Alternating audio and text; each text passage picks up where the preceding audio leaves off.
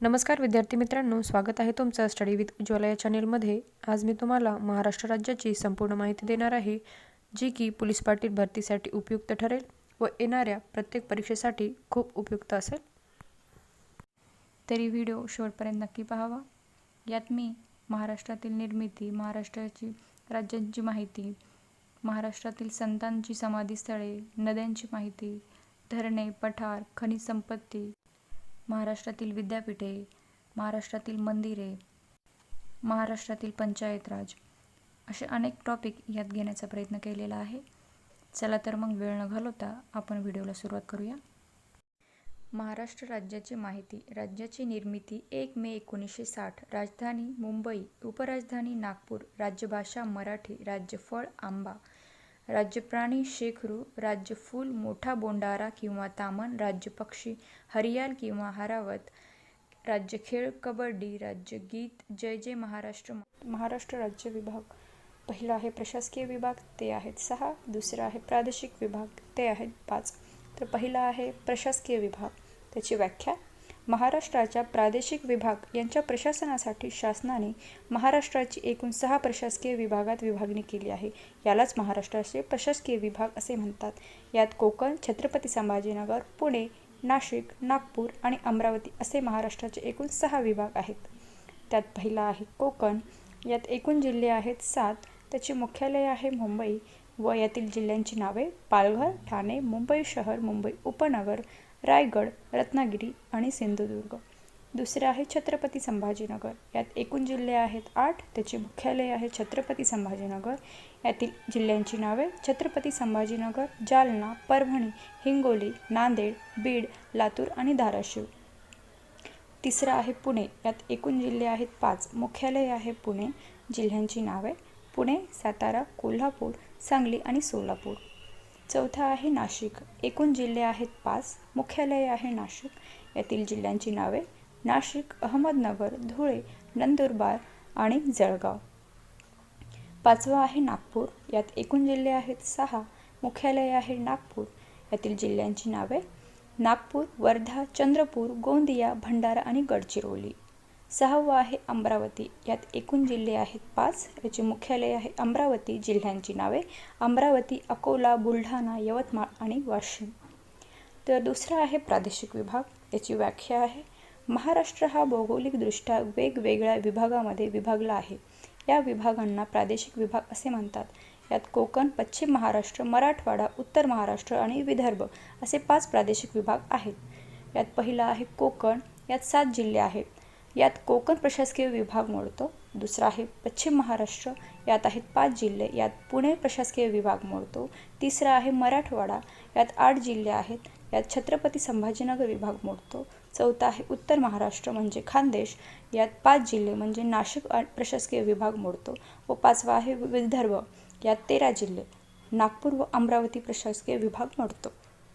महाराष्ट्रातील जिल्ह्यांची संबोधने: महाराष्ट्राची आर्थिक राजधानी मुंबई, महाराष्ट्राची सांस्कृतिक राजधानी पुणे, महाराष्ट्राची ऐतिहासिक राजधानी कोल्हापूर, महाराष्ट्राची शैक्षणिक राजधानी पुणे, समाजसेवकांचा जिल्हा रत्नागिरी, ज्वारीचे कोठार व सोलापुरी चादरी सोलापूर, कुस्तीगिरांचा जिल्हा व गुळांचा जिल्हा कोल्हापूर, तांदळाचे कोठार व डोंगरी किल्ले असलेला जिल्हा रायगड, शूरवीरांचा जिल्हा सातारा, महाराष्ट्राची पर्यटन राजधानी छत्रपती संभाजीनगर, मराठवाड्याची राजधानी छत्रपती संभाजीनगर, महाराष्ट्राचे विद्येचे माहेरघर पुणे, अजिंठा लेणीचे प्रवेशद्वार जळगाव, जुन्या मराठी कवींचा जिल्हा, ऊस कामगारांचा जिल्हा बीड, ज्वारीचे कोठार परभणी, श्री भवानी मातेचा जिल्हा धाराशिव, मराठवाड्याची राजधानी व लेण्यांचा जिल्हा छत्रपती संभाजीनगर, संस्कृत कवींचा जिल्हा नांदेड, देवी रुक्मिणी व दमयंतीचा जिल्हा अमरावती, महाराष्ट्राची कापसाची बाजारपेठ बुलढाणा, संत्र्याचा जिल्हा नागपूर, तलावांचा जिल्हा भंडारा, जंगलांचा जिल्हा गडचिरोली, गौंड राजांचा जिल्हा चंद्रपूर, सोलर सिटीचा जिल्हा धुळे, आदिवासी बहुल जिल्हा नंदुरबार, पांढरे सोने कापसाचा जिल्हा यवतमाळ, केळीच्या बागा व अजिंठा लेण्याचे प्रवेशद्वार जळगाव, सारसबाग नाशिक, महाराष्ट्रातील तलावांचा जिल्हा गोंदिया, महाराष्ट्रातील सर्वाधिक वनांचा जिल्हा गडचिरोली, महाराष्ट्रातील 52 दरवाज्यांचे शहर छत्रपती संभाजीनगर, महाराष्ट्रातील सर्वाधिक आदिवासींचा जिल्हा नंदुरबार, साखर कारखाने असलेला जिल्हा अहमदनगर, द्राक्षांचा जिल्हा व मुंबईचा गवळीवाडा नाशिक, हळदीचा जिल्हा सांगली, कापसाचे शेत जळगाव, कलावंतांचा जिल्हा सांगली, भारताचे प्रवेशद्वार मुंबई, भारताचे प्रथम क्रमांकाचे औद्योगिक शहर मुंबई. महाराष्ट्रातील विद्युत प्रकल्प यावर माहिती घेणार आहोत. यात महाराष्ट्रातील औष्णिक विद्युत प्रकल्प, जलविद्युत प्रकल्प, अणुविद्युत प्रकल्प आणि पवन विद्युत प्रकल्प हे 4 प्रकल्प कुठे आहेत हे जाणून घेणार आहोत. तर वेळ न घालवता आपण या व्हिडिओला सुरुवात करूया. त्याआधी ज्यांनी या चॅनेलला सबस्क्राईब केले नसेल त्यांनी या चॅनेलला सबस्क्राईब करून घ्या, जेणेकरून माझ्या पुढच्या व्हिडिओचे अपडेट्स तुम्हाला मिळतील. चला तर मग सुरुवात करूया आपल्या प्रश्नांना. आपला पहिला प्रकल्प आहे महाराष्ट्रातील औष्णिक विद्युत प्रकल्प. तर यात पहिला आहे तुर्भे औष्णिक विद्युत प्रकल्प, जो की मुंबई येथे आहे. पुढचा आहे खापरखेडा औष्णिक विद्युत प्रकल्प, जो की नागपूर या ठिकाणी आहे. पुढचा आहे बल्लारपूर औष्णिक विद्युत प्रकल्प, जो की चंद्रपूर येथे आहे. चौला औष्णिक विद्युत प्रकल्प, जो की ठाणे या ठिकाणी आहे.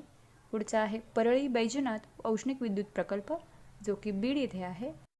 पारस औष्णिक विद्युत प्रकल्प, जो की अकोला या ठिकाणी आहे. पुढचा आहे एक लहरे औष्णिक विद्युत प्रकल्प, जो की नाशिक या ठिकाणी आहे.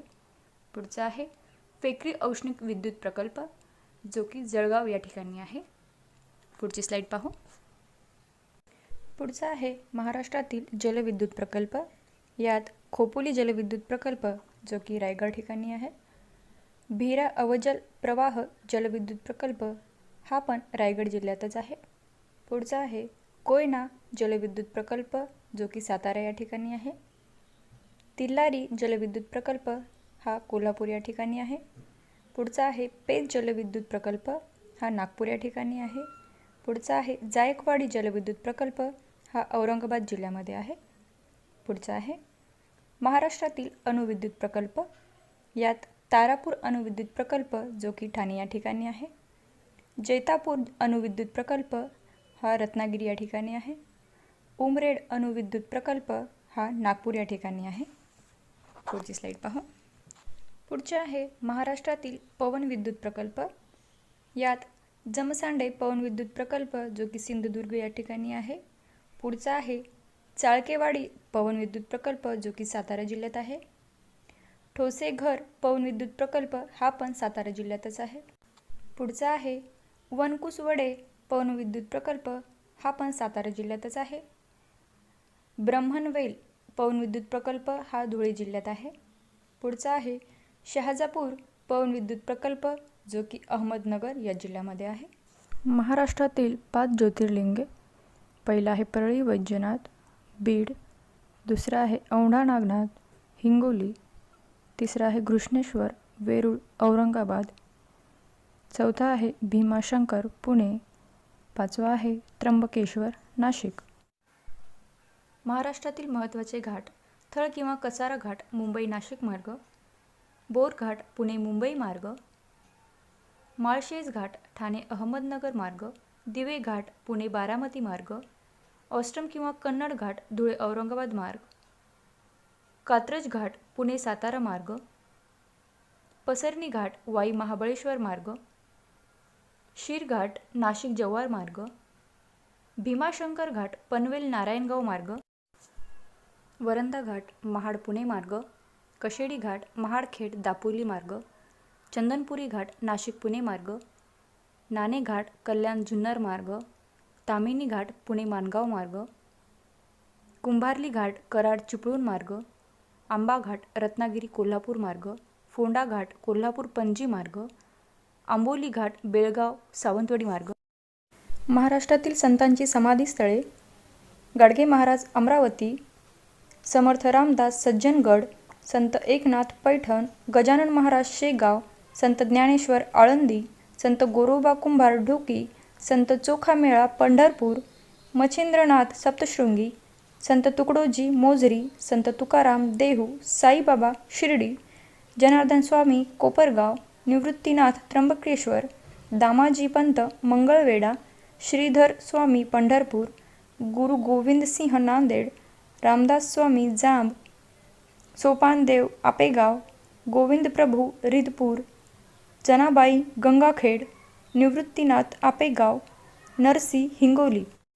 महाराष्ट्रातील वृत्तपत्र व संपादक: दर्पण बाळशास्त्री जांभेकर, प्रभाकर धूमकेतू आणि Dnyandarshan Bhau Mahajan, Dnyanoday Henry Valentine, Dnyanprakash Krishnaji Ranade, Induprakash Vishnushastri Pandit, Arunoday Kashinath Phadke, Native Opinion Vishwanath Mandlik, Dinbandhu Krishnarao Bhalekar, Nibandhmala Vishnushastri Chiplunkar, Dnyansindhu Vireshwar Chhatre.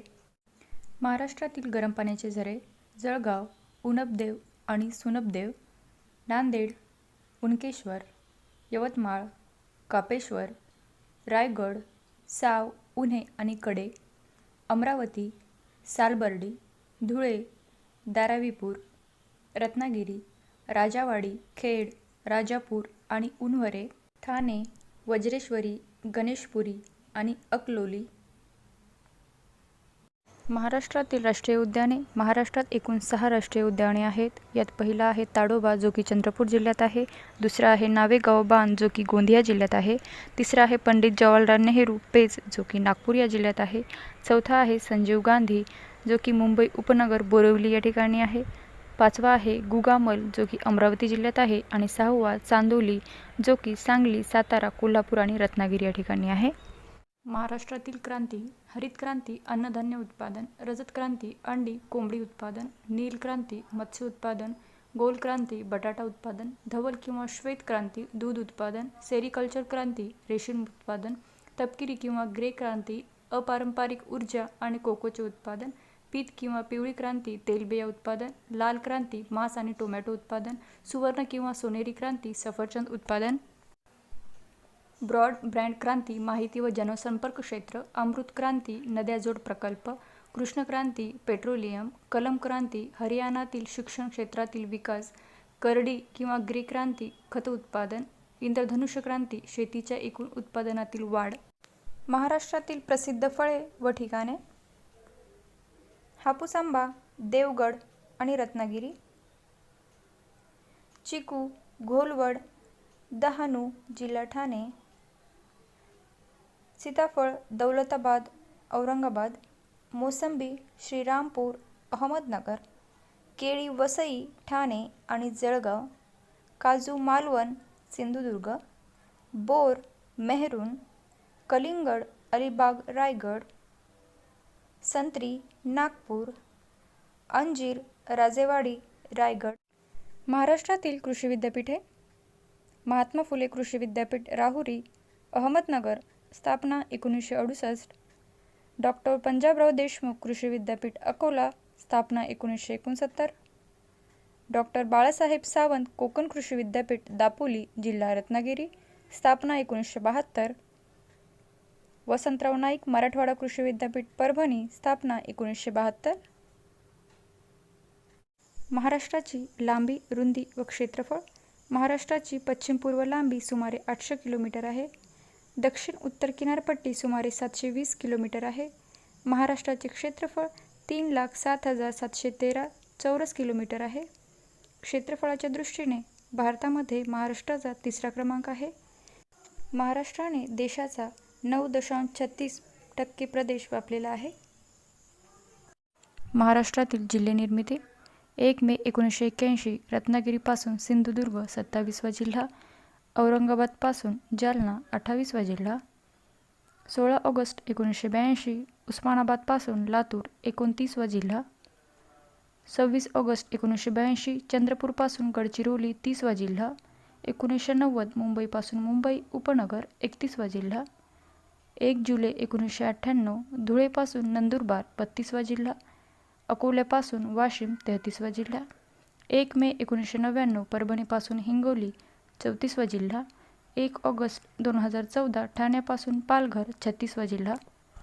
महाराष्ट्रातील महत्त्वाचे दिवस: बालिका दिन 3 जानेवारी, पत्रकार दिन 6 जानेवारी, सिंचन दिन 26 फेब्रुवारी, मराठी राजभाषा दिन 27 फेब्रुवारी, उद्योग दिन 10 मार्च, समता दिन 12 मार्च, शिक्षक हक्क दिन 11 एप्रिल, ज्ञान दिवस 14 एप्रिल, महाराष्ट्र दिन 1 मे, सामाजिक न्याय दिन 26 जून, कृषी दिन 1 जुलै, शेतकरी दिन 29 ऑगस्ट, रेशीम दिन 1 सप्टेंबर, श्रमप्रतिष्ठा दिन 22 सप्टेंबर, राज्य माहिती अधिकार दिन 28 सप्टेंबर, रंगभूमी दिन 5 नोव्हेंबर, विद्यार्थी दिन 7 नोव्हेंबर, जैवतंत्रज्ञान दिन 14 नोव्हेंबर, हुंडाबंदी दिन 26 नोव्हेंबर. महाराष्ट्रातील विविध गोष्टींची संख्या. महाराष्ट्रात जिल्हे 36, तालुके 358, प्रशासकीय विभाग 6, महानगरपालिका 27, विधान परिषद जागा 78, लोकसभा जागा 48, विधानसभा जागा 288, राज्यसभा जागा 19, आंतरराष्ट्रीय विमानतळे 2, कृषी विद्यापीठे 4, युनेस्को वारसास्थळे 5, महाराष्ट्रात रामसर स्थळे 2, राष्ट्रीय उद्याने 6, रेल्वे विभाग 2, व्याघ्र राखीव क्षेत्र 6. महाराष्ट्रातील 5 वंदे भारत एक्सप्रेस.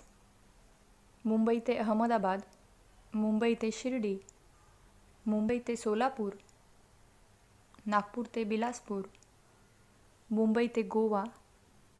महाराष्ट्र राज्यातील पालकमंत्र्यांची संपूर्ण यादी पाहणार आहोत. उपमुख्यमंत्री देवेंद्र फडणवीस हे नागपूर गडचिरोली जिल्ह्याचे पालकमंत्री आहेत. उपमुख्यमंत्री अजित पवार हे पुणे जिल्ह्याचे पालकमंत्री आहेत. पुढचे आहे राधाकृष्ण विखे पाटील हे अहमदनगर अकोला, चंद्रकांत पाटील अमरावती सोलापूर, डॉक्टर विजयकुमार गावित भंडारा जिल्ह्याचे, दिलीप वळसे पाटील बुलढाणा जिल्हा, हसन मुश्रीफ कोल्हापूर जिल्हा, धर्मराव बाबा आत्राम गोंदिया जिल्हा, धनंजय मुंडे बीड जिल्हा, संजय बनसोडे परभणी, अनिल पाटील नंदुरबार जिल्हा, सुधीर मुनगंटीवार चंद्रपूर वर्धा जिल्हा, गिरीश महाजन धुळे लातूर व नांदेड जिल्हा, गुलाबराव पाटील जळगाव जिल्हा, दादा भुसे नाशिक, संजय राठोड यवतमाळ व वाशिम जिल्हा, सुरेश खाडे सांगली जिल्हा, संदीपान भुमरे छत्रपती संभाजीनगर, उदय सामंत रत्नागिरी व रायगड जिल्हा, डॉक्टर तानाजी सावंत धाराशिव, रवींद्र चव्हाण पालघर व सिंधुदुर्ग जिल्हा, अब्दुल सत्तार हिंगोली जिल्हा, दीपक केसरकर मुंबई शहर, अतुल सावे जालना जिल्हा, शंभूराज देसाई सातारा व ठाणे जिल्हा, मंगलप्रभात लोढा मुंबई उपनगर. महाराष्ट्रातील अष्टविनायक मंदिरे. श्री मोरेश्वर मोरगाव जिल्हा पुणे, श्री चिंतामणी थेऊर जिल्हा पुणे, श्री महागणपती रांजणगाव जिल्हा पुणे, श्री विघ्नहर्ता ओझर जिल्हा पुणे, श्री गिरिजात्मक लेण्याद्री जिल्हा पुणे, श्री सिद्धिविनायक सिद्धटेक जिल्हा अहमदनगर, श्री बल्लाळेश्वर पाली जिल्हा रायगड, श्री वरद विनायक महाड जिल्हा रायगड. अहमदनगर पठार कोणत्या जिल्ह्यात आहे? उत्तर आहे अहमदनगर. सासवड पठार कोणत्या जिल्ह्यात आहे? उत्तर आहे पुणे. औंध पठार कोणत्या जिल्ह्यात आहे? उत्तर आहे सातारा. पाचगणी पठार कोणत्या जिल्ह्यात आहे? उत्तर आहे सातारा. खानापूर पठार कोणत्या जिल्ह्यात आहे? उत्तर आहे सांगली. मालेगाव पठार कोणत्या जिल्ह्यात आहे? उत्तर आहे नाशिक. बुलढाणा पठार कोणत्या जिल्ह्यात आहे? उत्तर आहे बुलढाणा. तोरणमाळ पठार कोणत्या जिल्ह्यात आहे? उत्तर आहे नंदुरबार. महाराष्ट्रातील कृषी संशोधन केंद्र. मध्यवर्ती ऊस संशोधन केंद्र पाडेगाव जिल्हा सातारा, गवत संशोधन केंद्र पालघर जिल्हा ठाणे, नारळ संशोधन केंद्र भाटिये जिल्हा रत्नागिरी, सुपारी संशोधन केंद्र श्रीवर्धन जिल्हा रायगड, काजू संशोधन केंद्र वेंगुर्ला जिल्हा सिंधुदुर्ग, केळी संशोधन केंद्र यावल जिल्हा जळगाव, हळद संशोधन केंद्र दिग्रस जिल्हा सांगली, राष्ट्रीय डाळिंब संशोधन केंद्र हिरज केगाव जिल्हा सोलापूर, राष्ट्रीय कांदा लसूण संशोधन केंद्र राजगुरुनगर जिल्हा पुणे. असेच नवनवीन व्हिडिओ पाहण्यासाठी चॅनेलला लाईक, शेअर आणि सबस्क्राईब करायला विसरू नका. सलग 2 राज्यांना जोडले गेलेले महाराष्ट्रातील जिल्हे, यात पहिला जिल्हा आहे नंदुरबार. हा गुजरात व मध्य प्रदेश या 2 राज्यांना जोडलेला आहे. दुसरा आहे धुळे. हा गुजरात व मध्य प्रदेश या 2 राज्यांना जोडलेला आहे. तिसरा आहे गोंदिया. हा मध्य प्रदेश व छत्तीसगड या 2 राज्यांना जोडलेला आहे. चौथा आहे गडचिरोली. हा छत्तीसगड व तेलंगणा या 2 राज्यांना जोडलेला आहे. पाचवा आहे नांदेड. हा तेलंगणा व कर्नाटक या 2 राज्यांना जोडलेला आहे. सहावा आहे सिंधुदुर्ग. हा गोवा व कर्नाटक या 2 राज्यांना जोडलेला आहे. सातवा आहे पालघर. हा दादर नगर हवेली व गुजरात या 2 राज्यांना जोडलेला आहे. कर्नाटक राज्याला जोडलेले महाराष्ट्रातील जिल्ह्यांच्या सीमा उत्तर आहे नांदेड, धाराशिव, लातूर, सोलापूर, सांगली, कोल्हापूर व सिंधुदुर्ग. राज्य व त्यांना जोडणारी महाराष्ट्रातील जिल्हे. पहिला आहे गुजरात राज्य. ह्याला महाराष्ट्रातील पालघर, नाशिक, नंदुरबार व धुळे हे जिल्हे जोडले गेलेले आहेत. दुसरे आहे दादर नगर हवेली. याला महाराष्ट्रातील ठाणे व नाशिक हे जिल्हे जोडले गेलेले आहेत. तिसरा आहे मध्य प्रदेश. ह्याला महाराष्ट्रातील नंदुरबार, धुळे, जळगाव, बुलढाणा, अमरावती, नागपूर, भंडारा व गोंदिया हे जिल्हे जोडले गेलेले आहेत. चौथा आहे छत्तीसगड. ह्याला महाराष्ट्रातील गोंदिया व गडचिरोली असे 2 जिल्हे जोडले गेलेले आहेत. पुढचा आहे आंध्र प्रदेश. ह्याला महाराष्ट्रातील गडचिरोली, चंद्रपूर, यवतमाळ व नांदेड हे जिल्हे जोडले गेलेले आहेत. नंतरचा आहे गोवा. ह्याला महाराष्ट्रातील सिंधुदुर्ग जिल्हा जोडला गेलेला आहे. महाराष्ट्रातील प्रमुख जलाशय व धरणे: जायकवाडी, नाथसागर, गोदावरी नदी औरंगाबाद, भंडारदरा, प्रवरा नदी अहमदनगर, गंगापूर, गोदावरी नदी नाशिक, राधानगरी, भोगावती नदी कोल्हापूर, कोयना शिवाजीसागर, कोयना नदी, हेळवाक, सातारा, उजनी, भीमा नदी सोलापूर, तोतलाडोह, मेघदूत जलाशय, पेच नदी नागपूर, यशवंत धरण, बोर नदी वर्धा, मोडकसागर, वैतरणा नदी ठाणे, खडकवासला, मुठा नदी पुणे, येलदरी, पूर्णा नदी परभणी, बाभळी प्रकल्प, गोदावरी नदी नांदेड, शंकरसागर, गोदावरी नदी नांदेड. महाराष्ट्रातील थंड हवेचे ठिकाण: महाबळेश्वर, पाचगणी, सातारा, म्हैसमाळ, औरंगाबाद, माथेरान, रायगड, तोरणमाळ, नंदुरबार, अंबोली, सिंधुदुर्ग, चिखलदरा, अमरावती, पन्हाळा, कोल्हापूर, भंडारदरा, अहमदनगर, नरनाळा, अकोला. महाराष्ट्रातील खनिज संपत्ती व ते कुठे आढळतात हे आपण ट्रिक्सनुसार पाहणार आहोत एकदम सोप्या पद्धतीने. पहिली संपत्ती आहे दगडी कोळसा, जे की नागपूर, चंद्रपूर आणि यवतमाळ या 3 जिल्ह्यात आढळून येते. ह्यालाच आपण ट्रिक्सनुसार नाच कोळशाच्या माळावर असे लक्षात ठेवू शकता. परत एकदा पहा, नाच कोळशाच्या माळावर. यात ना म्हणजे नागपूर, च म्हणजे चंद्रपूर, कोळशाच्या म्हणजे दगडी कोळसा व माळावर म्हणजे यवतमाळ. यात नागपूर जिल्ह्यात कामठी आणि उमरखेड या गावात दगडी कोळसा आढळतो. चंद्रपूर जिल्ह्यात घुगुस व वरोडा या गावामध्ये दगडी कोळसा आढळतो आणि यवतमाळ जिल्ह्यात वणी आणि राजुरा या 2 गावामध्ये दगडी कोळसा आढळतो. पुढची खनिज संपत्ती आहे मॅग्नीज, जी की नागपूर, भंडारा आणि सिंधुदुर्ग या 3 जिल्ह्यामध्ये आढळून येते. ह्यालाच आपण ट्रिक्सनुसार सिंधू, भांड नाग, मॅगीला असे लक्षात ठेवू शकता. परत पहा, सिंधू, भांड नाग, मॅगीला. यात सिंधू म्हणजे सिंधुदुर्ग, भांड म्हणजे भंडारा, नाग म्हणजे नागपूर आणि मॅगीला म्हणजे मॅग्नीज. सिंधुदुर्ग जिल्ह्यातील सावंतवाडी, वेंगुर्ला आणि कणकवली या भागामध्ये मॅग्नीज आढळून येतो. भंडारा जिल्ह्यातील तुमसूर या ठिकाणी मॅग्नीज आढळून येतो आणि नागपूर जिल्ह्यातील कांद्री, मनसर, रामडोंगरी, कोदेगाव व खापा या भागामध्ये मॅग्नीज आढळून येतो. पुढची खनिज संपत्ती आहे लोह खनिज, जी की चंद्रपूर, गडचिरोली, गोंदिया, सिंधुदुर्ग आणि कोल्हापूर या जिल्ह्यामध्ये मोठ्या प्रमाणात आढळून येते. ह्यालाच आपण ट्रिक्सनुसार लोग, चंद्रावर, सिंधू, गोंदियाको असेही लक्षात ठेवू शकता. परत पहा, लोग, चंद्रावर, सिंधू, गोंदियाको. ह्यात लो म्हणजे लोह खनिज, ग म्हणजे गडचिरोली, चंद्रावर म्हणजे चंद्रपूर, सिंधू म्हणजे सिंधुदुर्ग, गोंदिया म्हणजे गोंदिया आणि को म्हणजे कोल्हापूर. यात गडचिरोली या जिल्ह्यामध्ये गडचिरोली आणि देऊळगाव या भागामध्ये लोहखनिज आढळून येतो. चंद्रपूर जिल्ह्यात चिमूर, ब्रह्मपुरी, लोहार डोंगरी या भागांमध्ये लोहखनिज आढळून येतो. सिंधुदुर्ग जिल्ह्यात वेंगुर्ला आणि सावंतवाडी या 2 भागामध्ये लोहखनिज आढळून येतो. गोंदिया जिल्ह्यात गोरेगाव या ठिकाणी लोहखनिज आढळून येतो आणि कोल्हापूर जिल्ह्यात शाहूवाडी आणि राधानगरी या भागामध्ये लोहखनिज मोठ्या प्रमाणात आढळून येतो. पुढचं आहे बॉक्साईड, जे कोल्हापूर, रायगड आणि ठाणे या जिल्ह्यामध्ये आढळून येतात.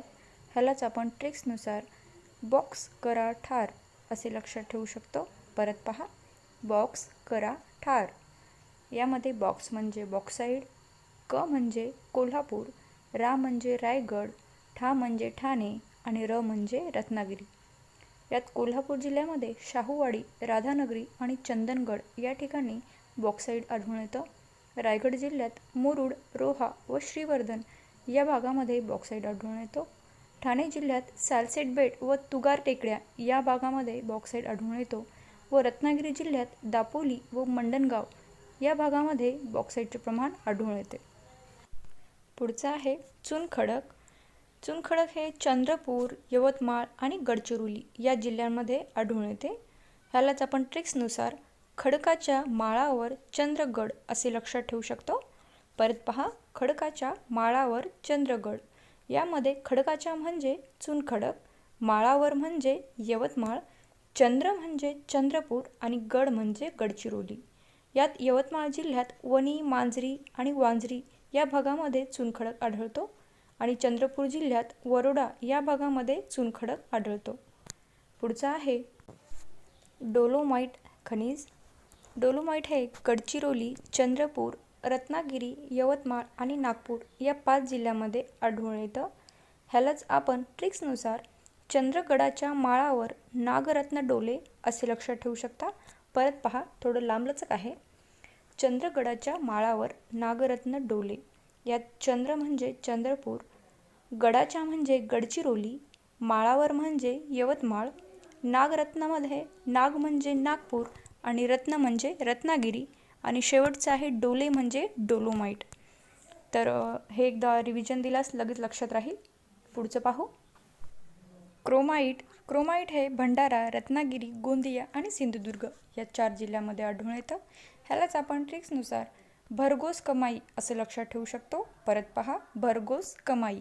यात भरघोस म्हणजे भ म्हणजे भंडारा, र म्हणजे रत्नागिरी, गो म्हणजे गोंदिया आणि स म्हणजे सिंधुदुर्ग. कमाई म्हणजे क्रोमाईट. भंडारा जिल्ह्यातील मौनी या भागामध्ये क्रोमाईट आढळतं, तर सिंधुदुर्ग जिल्ह्यातील कणकवली, जानोली आणि बागदा या 3 भागामध्ये क्रोमाईटचे प्रमाण आढळून येतं. पुढचं आहे टंगस्टन, जे की नागपूर ह्या एकाच जिल्ह्यात आढळून येतं. ह्याला ट्रिक्सची तशी गरज नाही आहे, लगेच लक्षात राहील, तरी पण मी बनवलेली आहे. नाग टंग म्हणजे नागाची जीभ. नाग म्हणजे नागपूर आणि टंग म्हणजे टंगस्टन. ह्यात नागपूर जिल्ह्यातील आगरगाव, कुही आणि खोबना या भागांमध्ये टंगस्टन आढळून येतं. पुढचं आहे कायनाईट. कायनाईट हे भंडारा ह्या एकाच जिल्ह्यामध्ये आढळून येतं. ह्याला बनवलेली ट्रिक्स आहे काय नाही भंडाऱ्यात. परत पहा, काय नाही भंडाऱ्यात. काय नाही म्हणजे कायनाईट आणि भंडाऱ्यात म्हणजे भंडारा. तर पुढचं आहे तांबे. तांबे हे चंद्रपूर आणि नागपूर जिल्ह्यात आढळतं. ह्यालाच आपण ट्रिक्सनुसार नातच आहे असं लक्षात ठेवू शकतो. ना म्हणजे नागपूर, त म्हणजे तांबे आणि च म्हणजे चंद्रपूर. पुढचं आहे जस्त. जस्त हे नागपूर जिल्ह्यात आढळतं. ह्याला आपण ट्रिक्सनुसार नाज असे लक्षात ठेवू शकतो. ना म्हणजे नागपूर आणि ज म्हणजे जस्त. पुढचं आहे अभ्रक. अभ्रक हे चंद्रपूर आणि नागपूर जिल्ह्यात आढळतं. ह्यालाच आपण ट्रिक्सनुसार अभिनाच असे लक्षात ठेवू शकतो. अभि म्हणजे अभ्रक आणि ना म्हणजे नागपूर आणि च म्हणजे चंद्रपूर. महाराष्ट्रातील पंचायत राज यावर काही महत्त्वाचे प्रश्न पाहणार आहोत. आधुनिक महाराष्ट्राचे शिल्पकार वसंतराव नाईक यांच्या अथक लोककल्याणकारी व पारदर्शक विचारकृतीमधून जन्मास आलेले पंचायत राज सध्या संपूर्ण राज्यात चर्चेत आहे. वसंतराव नाईक यांनाच पंचायत राजचे जनक असेही म्हणतात. तर मित्रांनो, हा व्हिडिओ शेवटपर्यंत नक्की पहा. ह्यातील प्रश्न परीक्षेत नक्की विचारले जातात, जे की खूप महत्त्वाचे आहे. चला तर मग वेळ न घालवता आपण आपल्या प्रश्नांना सुरुवात करूया. आपला पहिला प्रश्न आहे, कोणत्या संस्थांना लोकशाहीचा पाळणा म्हणून ओळखतात? तर ह्याचे उत्तर आहे स्थानिक स्वराज्य संस्था ह्याला लोकशाहीचा पाळणा म्हणून ओळखलं जातं. पुढचा प्रश्न आहे, राष्ट्रीय विस्तार कार्यक्रमाची म्हणजेच नॅशनल एक्सटेन्शन प्रोग्राम सुरुवात कधी झाली होती? तर याचे उत्तर आहे 2 ऑक्टोबर 1953 साली नॅशनल एक्सटेन्शन प्रोग्रामची सुरुवात झाली होती. पुढचा प्रश्न आहे, बळवंतराय मेहता समितीची केंद्र शासनाने नेमणूक कधी केली? तर याचे उत्तर आहे 16 जानेवारी 1957 साली बळवंतराय मेहता समितीची केंद्र शासनाने नेमणूक केली होती. पुढचा प्रश्न आहे, बळवंतराय मेहता समितीच्या शिफारशीवर विचार करून त्यावर अहवाल सादर करण्यासाठी राज्य सरकारने कोणत्या समितीची नियुक्ती केली होती? तर त्या समितीचे नाव आहे वसंतराव नाईक समिती. पुढचा प्रश्न आहे, वसंतराव नाईक समिती कधी नेमली गेली होती? तर याचे उत्तर आहे 27 जून 1960 साली वसंतराव नाईक ही समिती नेमली गेली होती. पुढचा प्रश्न, वसंतराव नाईक त्या काळी कोणत्या पदावर कार्यरत होते? तर याचे उत्तर आहे महसूल मंत्री म्हणून वसंतराव नाईक त्या काळी पदावर कार्यरत होते. पुढचा प्रश्न, वसंतराव नाईक समितीने एकूण किती शिफारसी केल्या होत्या? तर याचे उत्तर आहे एकूण 226 शिफारसी वसंतराव नाईक समितीने केल्या होत्या. पुढचा प्रश्न, वसंतराव नाईक समितीने कोणत्या स्तराला सर्वाधिक महत्त्व देण्याची शिफारस केली होती? त्याचा परिपाक म्हणून महाराष्ट्रातील पंचायत राज व्यवस्था वेगळ्या धाटणीची ठरली. तर याचे उत्तर आहे जिल्हा परिषद स्तराला सर्वाधिक महत्त्व देण्याची शिफारस केली होती. पुढचा प्रश्न आहे, पंचायत राज व्यवस्थेत एकूण किती स्तर आहेत? तर याचे उत्तर आहे पंचायत राज व्यवस्थेत एकूण 3 स्तर आहेत. यात ग्रामपंचायत, पंचायत समिती आणि जिल्हा परिषद असे एकूण 3 स्तर आहेत. पुढचा प्रश्न, महाराष्ट्रात पंचायत राज व्यवस्थेचा प्रारंभ कधी झाला? तर मित्रांनो, महाराष्ट्रात पंचायत राज व्यवस्थेचा प्रारंभ 1 मे 1962 साली झालेला. पुढचा प्रश्न, महसुली खेड्याची व्याख्या कोणत्या कायद्यान्वये करण्यात आली आहे? तर याचे उत्तर आहे महाराष्ट्र जमीन महसूल अधिनियम 1966च्या कायद्यान्वये महसूल खेड्याची व्याख्या करण्यात आलेली आहे. पुढचा प्रश्न आहे, महाराष्ट्रात ग्रामपंचायतींची सदस्य संख्या किती असते? तर उत्तर आहे 7 ते 17 अशी महाराष्ट्रात ग्रामपंचायतीची सदस्य संख्या असते. पुढचा प्रश्न आहे, ग्रामपंचायतीची सदस्य संख्या किती असावी हे राज्य शासनाच्या वतीने कोण ठरविते? तर याचे उत्तर आहे जिल्हाधिकारी हा ग्रामपंचायतीची सदस्य संख्या किती असावी हे ठरवते. पुढचा प्रश्न आहे, ग्रामपंचायतीचे आरक्षण ठरवण्याचा अधिकार कुणाला आहे? तर याचे उत्तर आहे जिल्हाधिकारी. ग्रामपंचायती सदस्य संख्या आणि ग्रामपंचायतीचे आरक्षण ठरवण्याचे या दोन्हीचा अधिकार कुणाला आहे? तर जिल्हाधिकाऱ्याला आहे. पुढचा प्रश्न आहे,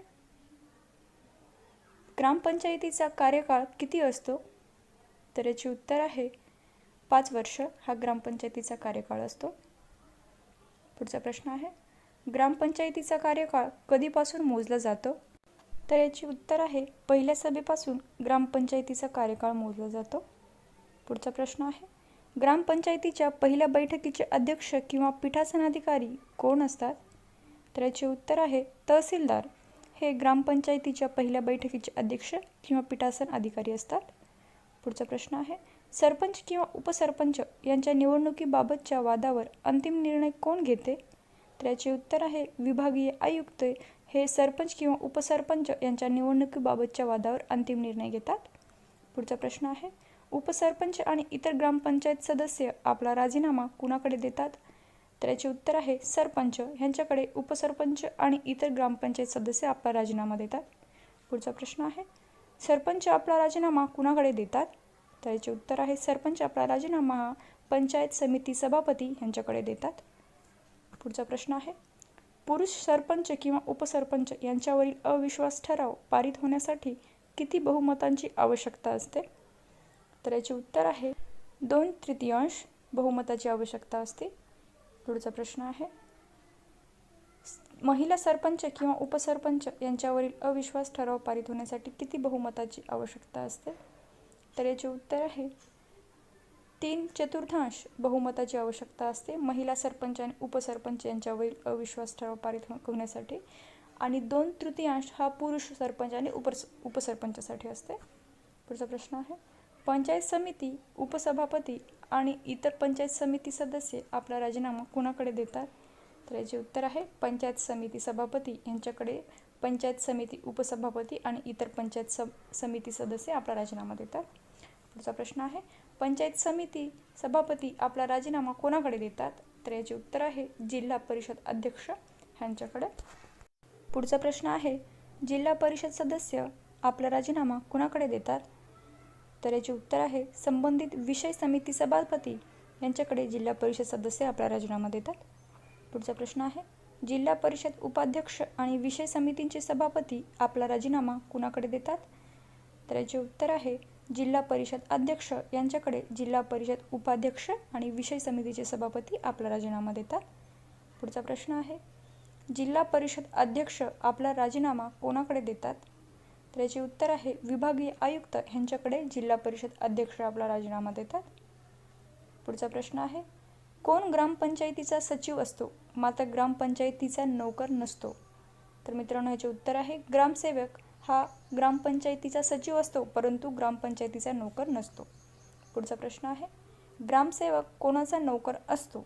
तर याचे उत्तर आहे जिल्हा परिषदेचा ग्रामसेवक हा नोकर असतो. पुढचा प्रश्न आहे, ग्रामसेवकाचे वेतन कशातून दिले जाते? तर याचे उत्तर आहे ग्रामसेवकाचे वेतन हे जिल्हा परिषदेच्या जिल्हा निधीतून दिले जाते. पुढचा प्रश्न, ग्रामीण भागात बालविवाह प्रतिबंधक अधिकारी म्हणून कोण कार्य पाहतो?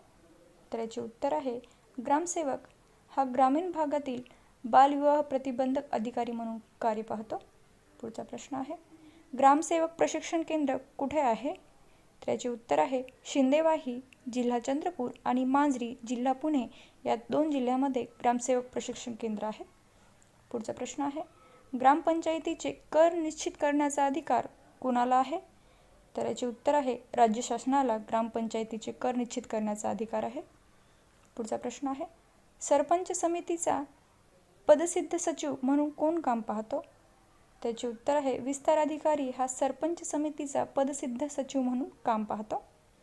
पुढचा प्रश्न आहे, गटविकास अधिकारी कोणत्या खात्याचा अधिकारी आहे? तर याचे उत्तर आहे गटविकास अधिकारी हा ग्रामविकास खाते या खात्याचा अधिकारी असतो. पुढचा प्रश्न आहे, जिल्हा नियोजन मंडळाचे अध्यक्ष कोण असतात?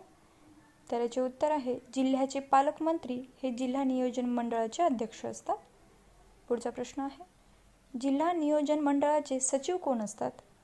तर याचे उत्तर आहे जिल्हाधिकारी हे जिल्हा नियोजन मंडळाचे सचिव असतात. पुढचा प्रश्न आहे, जिल्हा परिषदेच्या एकूण किती समित्या असतात? तर याचे उत्तर आहे जिल्हा परिषदेच्या एकूण 10 समित्या असतात.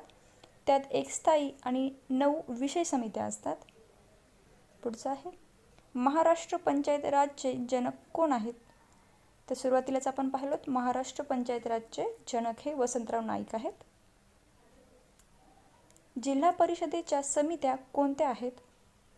तर याचे उत्तर आहे स्थायी, कृषी, समाज कल्याण, शिक्षण, बांधकाम, वित्त, आरोग्य, पशुसंवर्धन व दुग्ध विकास, महिला व बाल कल्याण, जलसंधारण व पेयजल पुरवठा हे जिल्हा परिषदेच्या समित्या आहेत. पुढचा प्रश्न आहे, जिल्हा परिषदेच्या स्थायी समितीचे पदसिद्ध अध्यक्ष कोण असतात? तर याचे उत्तर आहे जिल्हा परिषद अध्यक्ष हे जिल्हा परिषदेच्या स्थायी समितीचे पदसिद्ध अध्यक्ष असतात. महाराष्ट्र पोलीस स्थापना 2 जानेवारी 1961. याच दिवशी पंडित जवाहरलाल नेहरू यांनी महाराष्ट्र पोलीस दलास ध्वज प्रदान केले. महाराष्ट्र पोलीस दल स्थापना दिवस 2 जानेवारी. पोलीस खात्यातील सर्वोच्च पद पोलीस महासंचालक. महाराष्ट्र पोलिसांचे ब्रीदवाक्य सद्रक्षणाय खलनिग्रहणाय. मुख्यालय मुंबई. सध्याचे महासंचालक श्री रजनीश सेठ. महाराष्ट्रात एकूण 9 पोलीस प्रशिक्षण केंद्र आहेत. त्यापैकी 7 पुरुष प्रशिक्षण केंद्र आहेत व 2 महिला प्रशिक्षण केंद्र आहेत. महाराष्ट्रातील नद्यांवर वारंवार विचारले जाणारे प्रश्न. महाराष्ट्रातील सर्वात मोठी नदी गोदावरी नदी. महाराष्ट्रातील पश्चिम वाहिनी नद्या कोणत्या? पूर्णा, नर्मदा आणि तापी. कोकणातील नद्या: वैतरणा नदी, उल्हास नदी, पाताळगंगा नदी, अंबा नदी, कुंडलिका नदी, सावित्री नदी आणि वशिष्ठी नदी. महाराष्ट्रातील 10 नद्यांची नावे: नर्मदा नदी, पैनगंगा नदी, वर्धा नदी, वैनगंगा नदी, कृष्णा नदी, उल्हास नदी, पेंच नदी, तापी नदी, भीमा नदी आणि गोदावरी नदी. पुणे जिल्ह्यातील नद्यांची नावे: मुळा नदी आणि मुठा नदी. तापी नदीची महाराष्ट्रातील लांबी 724 किलोमीटर. नद्यांचे पाणी वाहत जाऊन शेवटी कुठे मिळते? उत्तर: समुद्राला. कोणती नदी समुद्राला जाऊन मिळते? उत्तर आहे सर्व नद्या शेवटी समुद्राला जाऊन मिळतात. महाराष्ट्रातील सर्वात मोठी दक्षिण वाहिनी नदी: वर्धा नदी. महाराष्ट्रातील दक्षिण वाहिनी नद्या: वर्धा व वैनगंगा. द्वीपकल्पावरील पूर्व वाहिनी नद्यांची नावे: महानदी, ब्राह्मणी, वैतरणा, गोदावरी, कृष्णा, कावेरी, पेन्नार, पालार व वैगई.